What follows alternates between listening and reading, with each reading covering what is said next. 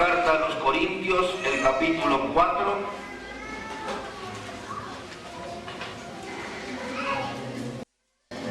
Quiero hablarles en esta mañana sobre el tema de asumiendo nuestra responsabilidad.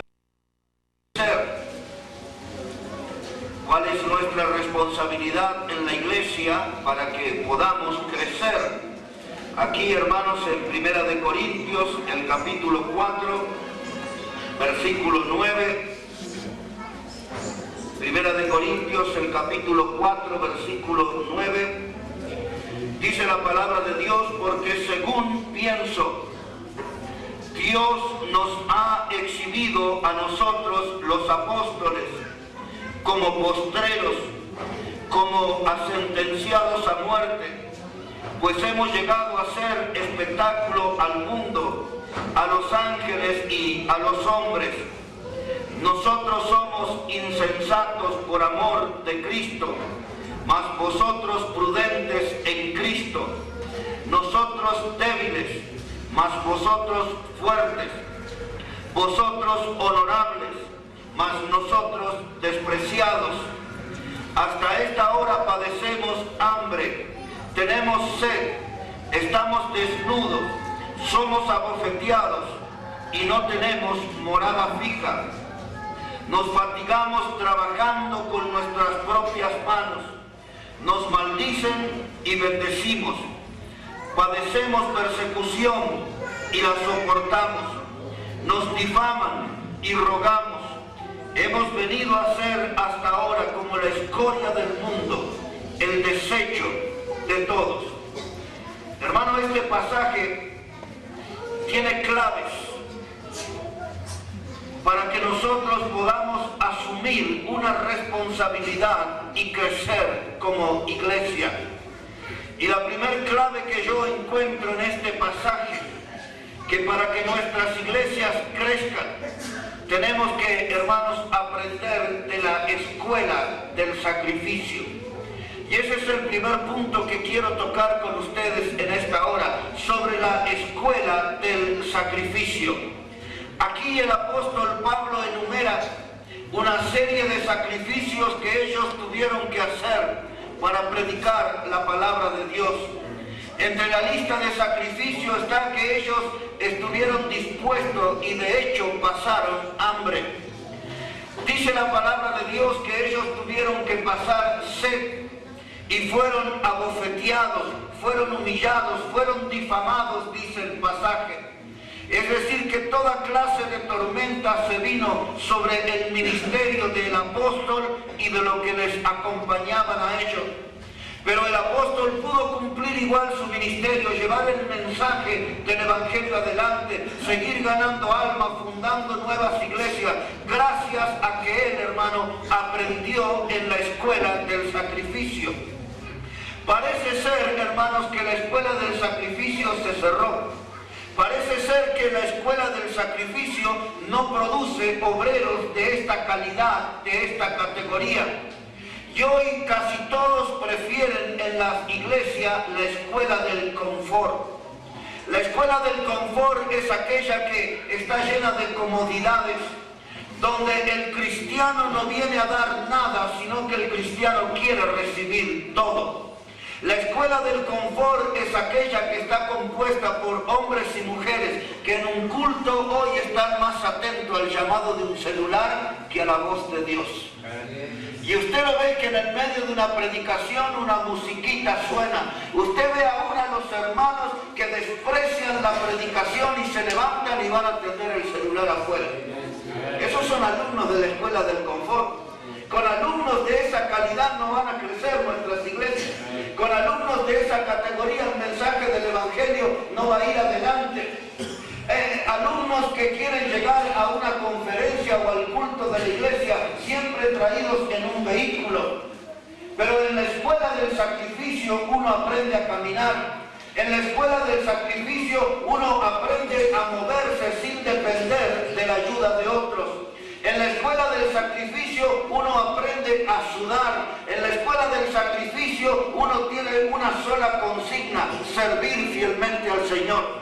A mí me gusta la escuela del sacrificio y los principios que enseña, la escuela del esfuerzo, la escuela del trabajo, la escuela de estar en serio en la obra de Dios. En palabras de nuestro Señor, Él dijo: en los negocios de mi Padre me es necesario estar. Los alumnos que estudian en la escuela del sacrificio, siempre usted los va a encontrar involucrados en los negocios del Padre Celestial. En cambio, en la escuela del confort, la gente siempre tiene excusa. Hoy tengo que atender mi negocio, hoy necesito recibir a mi familia, hoy quiero compartir con amigos. Están siempre ahí en una vida cómoda. Mire, hermano, en Europa en estos últimos meses, en realidad en el año que pasó, surgió la iglesia que se llama Los Amigos del Pecado. La iglesia de los Amigos del Pecado hacen encuestas como qué clase de música le gusta a usted. ¿Prefiere usted un carnavalito, un guayno, le gusta la saya? ¿Qué es la música que a usted le gusta? Bueno, venga a tal culto que ahí va a estar la música que a usted le gusta. En la escuela del confort, hermano, y en estas iglesias amigas del pecado, conocidas así, dice: venga al culto a hacer lo que usted no se anima en su oficina.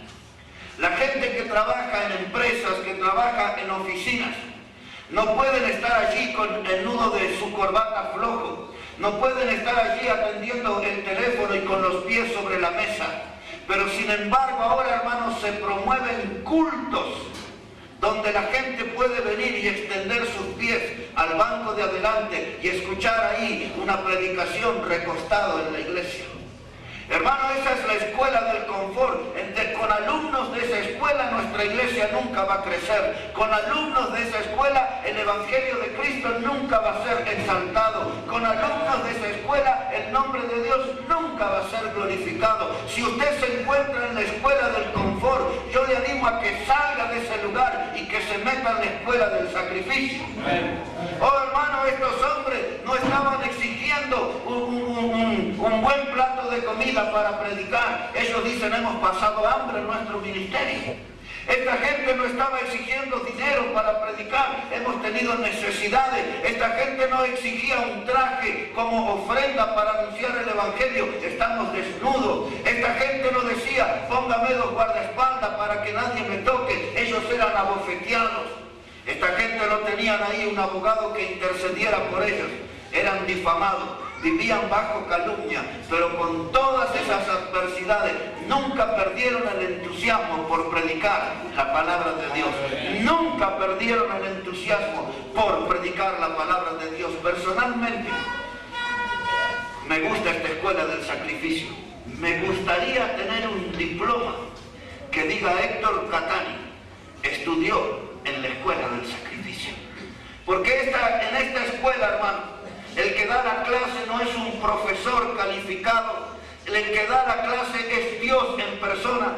Dios instruye a los estudiantes de esa escuela, Dios instruye a los alumnos de esta escuela del sacrificio. Por eso los alumnos que salieron de esta escuela, como Pablo, como Silas, como Bernabé, como algunos de los apóstoles, hermanos, salieron y levantaron iglesia, ganaron alma, honraron el nombre del Señor y con gozo dieron su vida por la causa de Cristo, porque ellos tuvieron una formación espiritual en la iglesia y en la escuela del sacrificio. No eran liberales, no eran renovados, no eran modernistas, eran estudiantes de la escuela del sacrificio y salieron buenos obreros, buenos hombres, buenas mujeres, fueron entrenadas en la escuela del sacrificio. La iglesia del Señor floreció, la iglesia del Señor creció, la iglesia del Señor se expandió con estudiantes que salieron de la escuela del sacrificio.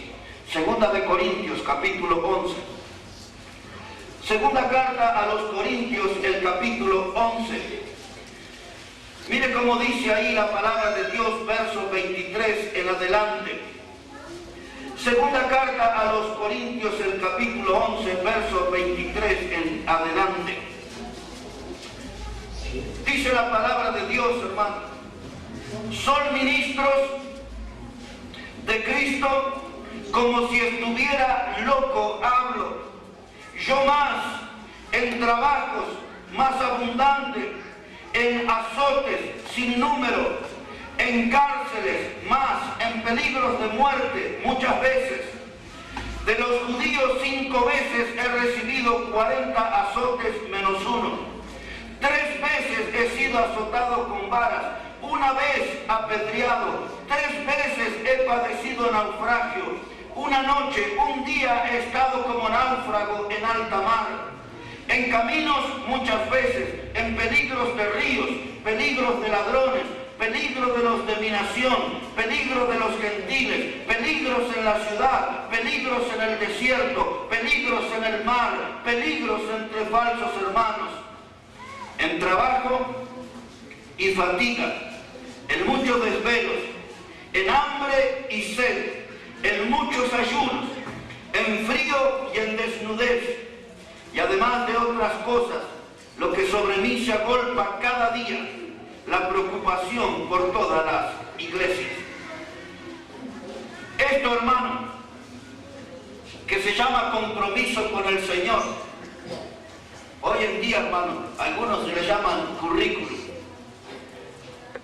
Dice, usted va a predicar en la conferencia, ¿cuál es su currículum? ¿Dónde estudió? ¿Quiénes son sus amigos famosos? ¿Cuánto mensaje va a predicar? ¿Cuánto va a durar cada mensaje?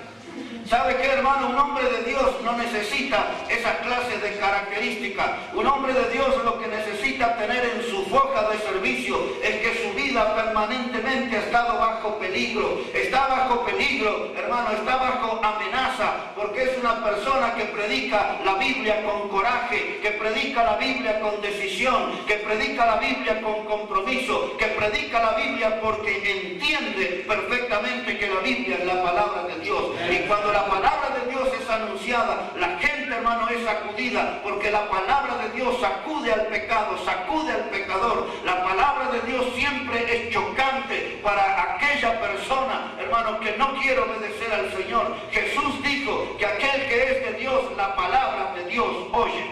Amén. Y entonces los que se levantan en la reunión y se van, ¿cuál es su señal? No quieren escuchar la palabra de Dios, no quieren oír la palabra de Dios. Pero aquí está un hombre bajo amenaza, su vida estaba bajo constante peligro. Y este hombre vuelve a recordarnos como parte de su ministerio, que pasó hambre, que estuvo desnudo, que tuvo sed, que tuvo muchas necesidades. Pero en el ministerio de este hombre había un ingrediente especial que menciona en el verso 28. Y dice, y sobre mi corazón se agolpa mi preocupación por todas las iglesias. No solamente atendía su ministerio, no solamente atendía a su iglesia, sino que él tenía una preocupación por lo que sucedía en todas las iglesias. Este hombre, Pablo, hermano, fue entrenado, fue formado en la escuela del sacrificio. Este hombre estaba decidido al esfuerzo. Este hombre no sabía lo que eran manos caídas, no sabía lo que eran rodillas paralizadas. Este hombre lo que sabía era sobre trabajo, esfuerzo, sacrificio, sudor, constancia del ministerio. En otras palabras, Pablo no era un flojo. Pablo era un hombre que estaba bien firme y nos marca un camino a nosotros para seguir.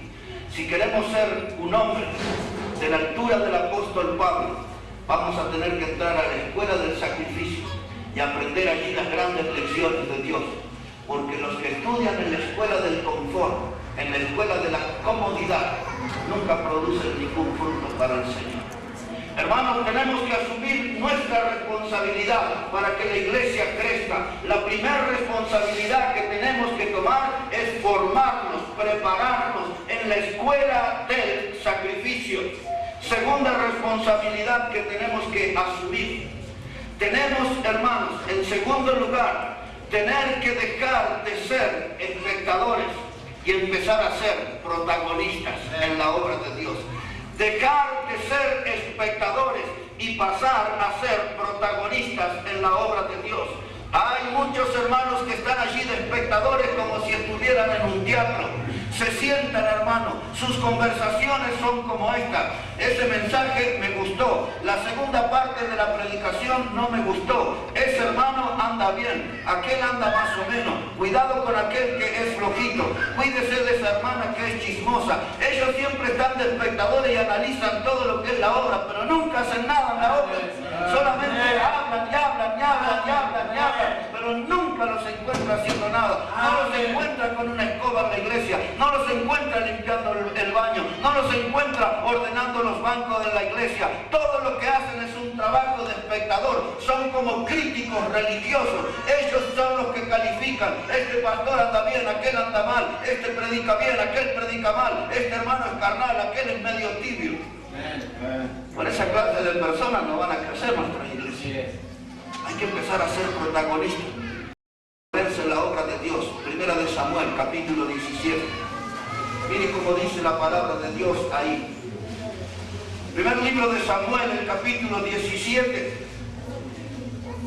Cuando usted encuentre ese capítulo entenderá que es el que habla de una gran pelea.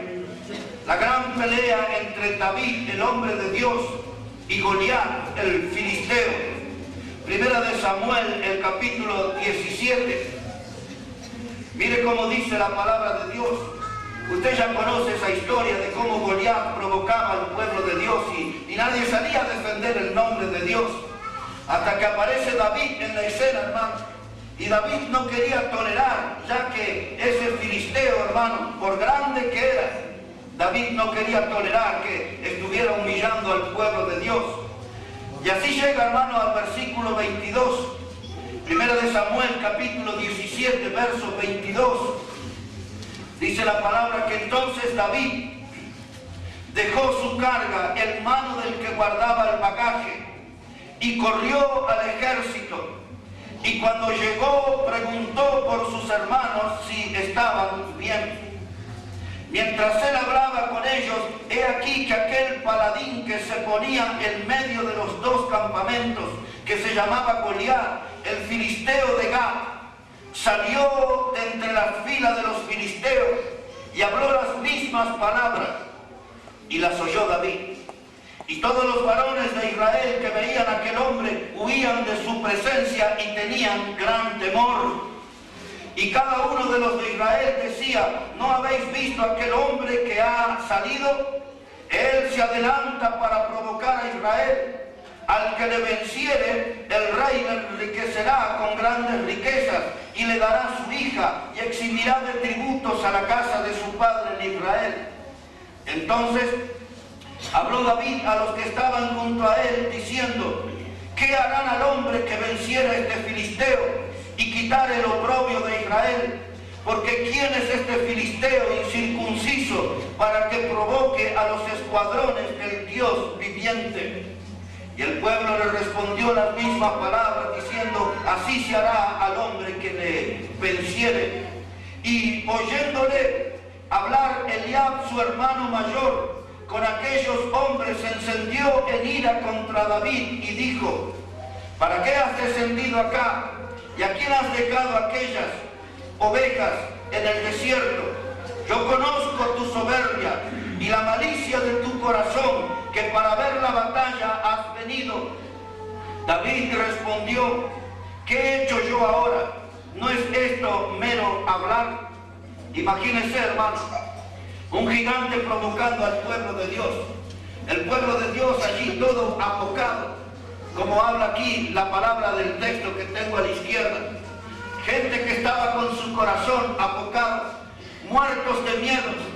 El enemigo insultándole en la cara, nadie reaccionaba. El enemigo provocándolos, insultando el nombre de Dios, nadie salía en defensa de Dios.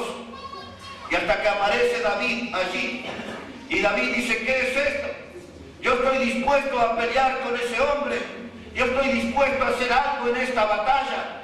¿Y sabe qué, hermano? En la iglesia hoy, cuando aparece un obrero, una mujer del Señor, y quieren hacer algo en la obra, y quieren meterse en la batalla para que la iglesia vaya adelante, enseguida aparecen personas que son espectadores, como este hombre, Eliab. Eliab era un hermano carnal de David, era uno de sus hermanos mayores. Este hombre, Eliab, era como un crítico religioso. Este hombre viene ahí, hermano, y le dice a David: ¿pero qué has hecho con las ovejas de mi padre? Las dejaste en el desierto. Tú eres un irresponsable. Tú eres una persona que no se puede confiar. Dejaste esas ovejas allá. Y David dice: yo voy a entrar a la batalla. Yo voy a pelear en el nombre de Dios porque ese hombre ha provocado a los escuadrones del Dios viviente. Escuche bien eso, hermano. David tenía una teología correcta, una comprensión correcta. El Dios que él tenía era un Dios viviente, un Dios que estaba vivo. No es como el Dios de alguno de ustedes que parece que está muerto, que ya no obra más. Hermanos, debemos entender esa realidad. Cristo está vivo, resucitó y ahora está en la iglesia. El Señor está entre nosotros. Tenemos un Cristo vivo, a Él tenemos que servir. Y aquí, hermano, para que usted note que no es nuevo lo que pasa en las iglesias, dice Eliab: tú has venido aquí para ver la pelea. Tú has venido aquí porque eres soberbio. Es la palabra que usa Eliab. Cuando usted viene a una iglesia y dice: hermano, vamos a predicar la palabra, vamos a agregar un culto más en la semana, vamos a ganar alma, vamos a traer visitas a la iglesia, la gente le empieza a hablar así, vamos a sacar esa música del mundo y vamos a poner salmos, himnos y cánticos espirituales, como dice la Biblia. La gente empieza ahí a mirar. Y si con esta soberbia, mire la soberbia que tiene. Dice que va a predicar la Biblia, dice que va a poner cánticos espirituales, dice que va a traer almas nuevas, dice que la iglesia va a crecer. Este es un soberbio, este vino aquí nada más que para ver la batalla que estamos perdiendo. Y ahí viene David, hermano. Era joven, pero me encanta cómo lo enfrentó a su hermano. Cuando le dijo: ya terminaste ya todas estas tonterías que decís, ya estás ahí como espectador, estás viendo cómo ese gigante los provoca y no hace nada. Escúchame bien, Eliab. ¿No es esto mero hablar? ¿No estás hablando tontería? ¿No estás diciendo cosas fuera de lugar? Hermano, no estamos nosotros aquí como soberbios, estamos como creyentes que Dios puede salvar las almas, que Dios puede utilizar el mensaje del Evangelio con poder para quebrantar corazones. Estamos aquí para decir que la iglesia del Señor puede crecer, pero estamos también para decir en esta mañana que la iglesia del Señor no necesita espectadores, necesita protagonistas, necesita hombres y mujeres de acción, hombres y mujeres que se pongan en serio, hombres y mujeres que digan: yo voy a hacer un esfuerzo, yo voy a hacer un sacrificio, yo me voy a meter en la batalla del Señor. Por eso cuando dice: pelea la buena batalla, métete en la batalla, deja de escuchar esos charlatanes como Eliab que dice: no se puede enfrentar esos enemigos tan gigantes. Ahora, mire cómo sigue esta historia. Aquí en Primera de Samuel, capítulo 17, verso 30 ahora. Primera de Samuel, capítulo 17, verso 30. Dice la palabra: y apartándose de él hacia otros, preguntó de igual manera, y le dio el pueblo la misma respuesta de antes. Versículo 37. Añadió David: Jehová me ha librado de las garras del león y de las garras del oso. Él también me librará de la mano de este filisteo. Y dijo Saúl a David: ve y Jehová esté contigo. Y Saúl vistió a David con sus ropas y puso sobre su cabeza un casco de bronce y le armó de coraza. Y ciñó David su espada sobre sus vestidos y probó a andar porque nunca había hecho la prueba. Y dijo David a Saúl: yo no puedo andar con esto porque nunca lo practiqué. Y David echó de sí aquellas cosas y tomó su cayado en su mano y escogió 5 piedras lisas del arroyo y las puso en el saco pastoril, en el zurrón que traía, y tomó su honda en su mano y se fue hacia el filisteo. Mire, hermano, ahí está David. Le pusieron una vestimenta que no era la que él quería. Le pusieron una vestimenta para la batalla y él dice: yo con esto no puedo pelear. Hermano, yo no soy tonto. Yo me doy cuenta que si en nuestra iglesia yo pongo un poco de batería y de guitarra eléctrica, yo voy a tener mucha más gente en la iglesia, principalmente jóvenes. Yo sé eso, pero no son las herramientas de crecimiento que Dios me dio. Hermano, este hombre como pastor tomó pastor debo tomar esta herramienta, la palabra de Dios, porque es la única herramienta útil y aprobada por Dios para el ministerio en la iglesia. Como pastor es la única herramienta o es la única arma, la espada cortante de dos filos que me es permitida usar en la batalla. Yo no soy como los predicadores modernos que van al púlpito con una pila de libros y de diarios y le leen a la gente un poco de libros de historia y después le leen las noticias del día. No, yo soy un predicador de la Biblia, no soy un predicador de las noticias de los diarios, de la televisión. La herramienta que Dios me dio para ir al ministerio, la herramienta que Dios me dio para que ayude a la iglesia que crezca, es la Biblia, es la palabra de Dios, y me es prohibido usar esa herramienta. Y ahora David dice, déjeme con mi herramienta. El pastor usa el callado, el pastor usa la onda, porque cuando la oveja se aleja, el pastor tiraba así, caía la piedra delante de la oveja y la oveja volvía a ponerse la línea en el rebaño. Esas eran las armas del pastor. Nuestra arma es la palabra de Dios. Pero ¿sabe qué, hermano? Vino Eliab, el hermano de David, y le dijo, tú no puedes entrar a la batalla. Tú eres un curioso, estás lleno de soberbia. ¿Qué vas a hacer con ese tremendo grandote? Vino Saúl, el rey, y le dijo, tú no puedes, David. Tú no puedes porque él es un hombre de guerra y tú eres apenas un muchacho. Vino la gente y le dijo, David, tú no puedes descender a enfrentar a ese hombre. Eliab le dijo, David, tú no puedes. La gente le decía, David, no puedes. El rey Saúl le dijo, David, tú no puedes. Y así como usted, hermano, cuando dice, vamos a ganar alma, vamos a ver bautismos en la iglesia, vamos a crecer, vamos a levantar las paredes, la gente le dice, no se puede, no se puede, no se puede. Pero yo le digo, mi hermano, no escuche a la gente, escuche la Biblia que dice, todo lo puedo en Cristo que me fortalece. Yo escucho la Biblia, no escucho a la gente, porque es engañoso el corazón del hombre y perverso. Y yo no quiero, hermano, ser aconsejado por gente que tiene emociones cambiantes. Yo quiero ser dirigido por la palabra de Dios. Cuando el hombre dice no puede, Dios dice yo sí puedo. Puedes contar conmigo.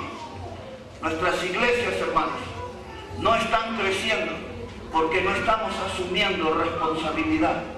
La responsabilidad más importante hoy es entrar a prepararnos en la escuela del sacrificio. Y allí vamos a aprender cómo trabajar, cómo esforzarnos, cómo sudar, cómo sacrificar.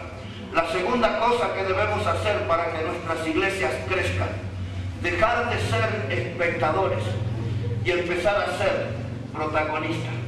Dejar de ser espectadores y empezar a ser protagonistas. Escuche bien lo que le voy a decir. Niños, los niños que están aquí, algunos le van a decir, ¿qué puede hacer este niño en la obra de Dios? Eso dice la gente. Pero nuestro Señor dijo, deje a los niños venir a mí, no se le impidáis. Los niños en nuestra iglesia traen a sus compañeros de escuela a la escuela dominical. Niños de nuestra iglesia han traído a otros niños que después trajeron sus padres, y hoy tenemos algunas familias en la iglesia por el ministerio de un niño. ¿Me escuchó bien? Porque cuando un niño se pone en las manos del Señor, Dios los usa a los niños. ¿Sabe qué, hermanos? Conozco jóvenes de nuestra iglesia, matrimonios de nuestra iglesia, que nunca pudieron traer a su padre y a su madre, pero los hijos de estos matrimonios cantaron en la iglesia, hicieron el texto de memoria en la iglesia, y los abuelos vinieron a la iglesia. Los padres no pudieron, los nietos pudieron traer a los abuelos. No desprecie a los niños en la iglesia. Dios usa a los niños en la iglesia como su instrumento. Jóvenes, usted que dice, yo vengo al altar y doblo mi rodilla y le digo, Dios, úsame. Y la gente le dice, no hagas eso. Aprovecha el momento, viví tu juventud. Hacé tu vida. ¿Qué vas a andar comprometiendo a usted con Dios? ¿Qué vas a hablar aquí? Y otro le dirá, ¿pero qué te pasó? Tuviste un ataque de espiritualidad. ¿Por qué decís que querés servir al Señor? Usted no se desanime, mi querido joven. La Biblia dice, nadie tenga en poco tu juventud, y sé ejemplo entre otras cosas, es pureza. Oh joven, no se desanime, que nadie tenga en poco su juventud, porque en la Biblia Dios usa gente joven. Hermano, hermana que peina cana, hermano, usted que ya tiene los 60 años para arriba y el diablo lo engañó, que solamente tiene que dedicarse a la oración y nada más. Hay muchos que están engañados por el diablo. Dice, ¿cuánto tiene? 60. Bueno, váyase a orar por los otros. No, escuche bien. Cuando Dios llamó a Moisés en el desierto, Moisés tenía 80 años. Y Moisés sirvió al Señor hasta los 120 años, de manera que los de 60 para arriba no solamente van a orar, pueden transformarse en un gran líder, como un gran libertador, como fue Moisés. Allí, hermano, Caleb, aquel hombre que entró a la tierra prometida junto con Josué, este hombre, hermano, tenía 85 años de edad. Dice la palabra de Dios que se presentó ante Josué y le dijo, dame este monte, tengo 85 años, quiero pelear, quiero estar en la batalla, no quiero estar en un geriátrico, no quiero estar en la plaza dándole migas de pan a la paloma, yo quiero trabajar, 85 años, quiero trabajar para Dios. Mira estas cosas de viejitos. Si hasta con 100 años Abraham andaba teniendo hijos, ¿qué me cuentan? Dios usa niños, Dios usa jóvenes, Dios usa ancianos. En otras palabras, Dios usa a toda persona que le quiera servir. No escuche a los negativos, no escuche a los pesimistas que dicen no se puede, no se puede, no se puede. La Biblia dice sí se puede. Decídase, hermano, haga como Josué, que siendo viejo dijo a su pueblo, yo no sé qué van a hacer ustedes, pero yo en mi casa serviremos a Jehová. Servir a Jehová, pero servirlo de verdad. Y para servir a Dios tiene que dejar el asiento de espectador y transformarse en un protagonista en la obra de Dios. Yo creo, hermano, si Cristo no viene pronto y si Él me da vida, yo me veo en el púlpito como un viejito entusiasta, transpirando como hoy, gritando como hoy, moviéndome de un lugar a otro. Yo me veo, hermano, como en el futuro, como un viejito ágil, predicando la palabra de Dios. Y quizás alguno de los niños que hoy está aquí va a venir y me va a ayudar a subir con el bastoncito aquí. Pero una vez que me deje aquí, agárrese, porque voy a predicar con la misma energía que hoy. Porque Dios usa a los viejitos en la obra, hermano. No hay ninguna persona que Dios desperdicie en su obra. Hermanos, hay que entrar en la escuela del sufrimiento, aprender las lecciones de Dios y nuestra iglesia va a crecer. Hermanos, hay que dejar el asiento del espectador y ser protagonistas. Hermanos, la tercera cosa que quiero decirle, y es lo último, es una noticia triste lo que le voy a dar ahora. Es una noticia que habla de un fallecimiento. Es una noticia que a muchos de ustedes le va a causar dolor. Pero mi tercer punto y último es este. Es que el hermano otro murió. El hermano otro ya no está con nosotros. El hermano otro era el hermano que más admirábamos nosotros. El hermano otro era el que más aplaudíamos nosotros.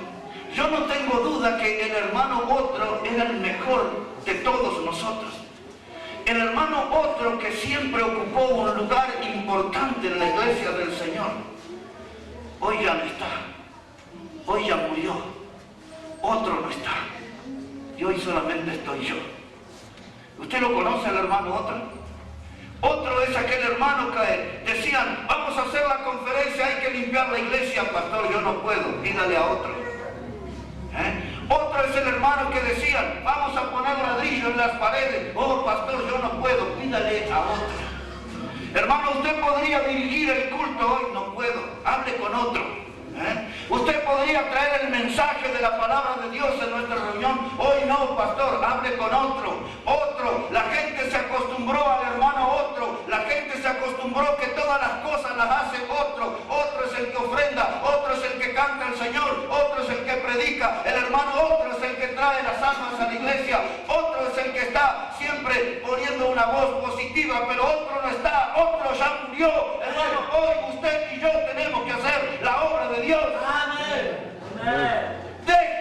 descansar en otro y empiece a trabajar usted. Ocupe el lugar de otro. Otro dejó un vacío muy grande en la iglesia. Esfuércese, esforcémonos y llenemos el lugar que dejó el hermano otro. Otro es el más famoso entre todos nosotros. Otro es el hermano que todos queríamos más. Pero otro ya no está. Ahora está usted. Y ahora estoy yo. ¿Y qué vamos a hacer para que la obra de Dios crezca? Le diré lo que tenemos que hacer. Hechos, capítulo 9. Y ese es el final de esta predicación. Hechos de los Apóstoles, el capítulo 9. Allí, hermanos, usted se va a encontrar con un hombre que se llamaba Saulo. Y usted se va a encontrar con un hombre que va a tener una experiencia importantísima en su vida. Se va a encontrar con el Cristo resucitado en ese camino a Damasco. Allí aquel hombre que respiraba amenazas y muerte iba a tener una experiencia única, una experiencia muy especial. Este hombre iba a ver aquí una luz y este hombre iba a caer al piso. Este hombre iba a escuchar una voz inconfundible. Es la voz del Señor. Quizás la voz que Saulo escuchó aquí es la misma voz que usted escuchó hoy de Dios hablándole a su corazón. La misma voz que usted escuchó hablándole a Dios, a usted, a su vida en esta mañana. Pero Saulo tuvo una respuesta que sería muy buena que fuera la nuestra en esta mañana. Usted ahí conoce la historia, pero dice aquí Hechos 9, versículo 3. Dice la palabra: mas yendo por el camino, aconteció que al llegar cerca de Damasco, repentinamente le rodeó un resplandor de luz del cielo, y cayendo en tierra, oyó una voz que le decía: Saulo, Saulo, ¿por qué me persigues? Y él dijo: ¿quién eres, Señor? Y le dijo: yo soy Jesús, a quien tú persigues. Dura cosa te es dar coces contra el aguijón. Él, temblando y temeroso, dijo: Señor, ¿qué quieres que yo haga? Y el Señor le dijo: levántate y entra en la ciudad. Levántate y entra en la ciudad. Ahí estaba, hermano, Saulo en el piso. Ahí estaba Saulo un poco confundido, atónito, como quizás usted está aquí en esta mañana. Dice: yo no me esperaba este mensaje. Yo no esperaba que el pastor me diera la noticia de que otro murió, de que otro ya no va a estar y que ahora tengo que estar yo en ese lugar. El pastor hoy me sorprende al decirme que otro ya no va a estar aquí para levantar la obra, que ahora tengo que estar yo. Pero es verdad, hermano, otro ya no está entre nosotros. Pero lo que hoy puede suceder es que si usted escuchó la voz de Dios, dice la voz: soy yo, Jesús, a quien tú persigues. Al fin te encontré. Como Dios puede decir en esta mañana: al fin te agarré en esta conferencia. Yo quería que escuchara esta predicación. Dice: soy yo, Jesús, a quien tú persigues. Y cuando Pablo reconoce esa voz, porque la voz del Señor es una voz inconfundible. La voz del Señor no es una voz gritona como la mía. La voz de Dios es una voz que usted la sabe entender y la sabe reconocer cuando Dios le habla a su vida. Y cuando Pablo reconoció que era Jesús, él dijo: ¿qué quieres que yo haga? Y si usted en esta mañana se anima a decirle a Dios: ¿qué quiere que yo haga, Señor? Yo le anticipo la respuesta. Y Dios le va a decir: ocupa el lugar del hermano otro. Ocupa el lugar del hermano otro. Y usted dirá: pero no estoy preparado. Bueno, entre en la escuela del sacrificio, entra en la escuela del esfuerzo, aprenda las lecciones de Dios en esa escuela. Y usted dirá: ¿y después qué hago, Señor? Deja el banco ya de ser un espectador y pasa a ser un protagonista. Imita dijo a David, métete en la batalla, aunque los enemigos sean gigantes como Goliat, aunque los enemigos sean guerreros poderosos como Goliat, no temas, métete en la batalla, métete en la iglesia, métete en la obra del Señor. Y quizás la mejor voz que podemos escuchar en esta mañana es la de hombres y mujeres que, como el gran profeta Isaías, digan, Señor, heme aquí, envíame a mí. Señor, no me quiero esconder más entre los hermanos. Aquí estoy yo, listo para ocupar el lugar de otro.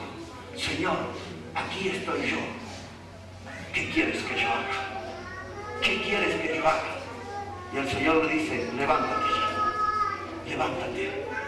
Y si usted quiere servir a Dios y tomar ese compromiso, no dé más vueltas, levántese para que Dios lo vea. Póngase de pie si ese es su compromiso. Si usted en esta mañana quiere ocupar el lugar de otro, si usted en esta mañana dice, Dios, aquí estoy yo te voy a servir, levántate, levántate, dice el Señor. Si puedo contar contigo, levántate. Si me vas a engañar, quédate sentado. Si vas a hacer una actitud hipócrita, quédese sentado. Pero si usted quiere que Dios cuente con usted en su obra, levántese, levántese, levántese, que Dios vea para ver lo que usted puede hacer. Grandes cosas para Dios, hermano. Nuestra iglesia van a crecer, bautismos vamos a ver, almas nuevas van a ser ganados, con cristianos que se metan en la escuela del sacrificio, que entiendan que es la hora de trabajar, que es la hora de esforzarse, que es la hora de sudar. Hermanos, la iglesia va a crecer con cristianos que dejen el banco de la comodidad y que se pongan como protagonistas. La iglesia va a crecer con hermanos que entiendan que llegó la hora de ocupar el lugar de otro y hacer cosas para Dios. Yo te doy gracias, Señor, en esta hora por tu palabra. Y te doy gracias, Señor, que hoy podemos ocupar un puesto en el ministerio. Hoy podemos ocupar el lugar de otro y hacer cosas para ti. Yo pido por todas las almas que están de pie, Señor, que tú le des poder de lo alto, que tu mano poderosa esté con ellos y que le ayudes a recordar que en esta mañana asumen un compromiso contigo para ver crecer las iglesias. Ayúdale, Señor, que tú puedas mantener el entusiasmo en cada uno de los que hoy se han puesto de pie, que cada hombre, cada mujer que tú estás mirando, Señor, que le des un poder especial de lo alto y que le ayudes a tener un ministerio victorioso, un ministerio que pueda empezar en su propio hogar, un ministerio de predicación a la familia, un ministerio de llevar y sumar almas a la iglesia local, un ministerio que cumpla con tu mandato de que debemos ir por todo el mundo y predicar el evangelio a toda criatura. Usa a los niños que quieren ser instrumento en tus manos. Usa a los jóvenes que están luchando contra las corrientes de este mundo. Y usa a nuestros hermanos mayores, haciéndoles entender en esta hora que todavía hay mucho para hacer y que necesitamos de cada uno de ellos en tu obra. Bendice tu palabra, oh Dios, que ella siga trabajando en nuestras vidas. Lo pedimos en el nombre de Jesucristo. Amén y amén. Que Dios bendiga a cada uno de ustedes, hermanos.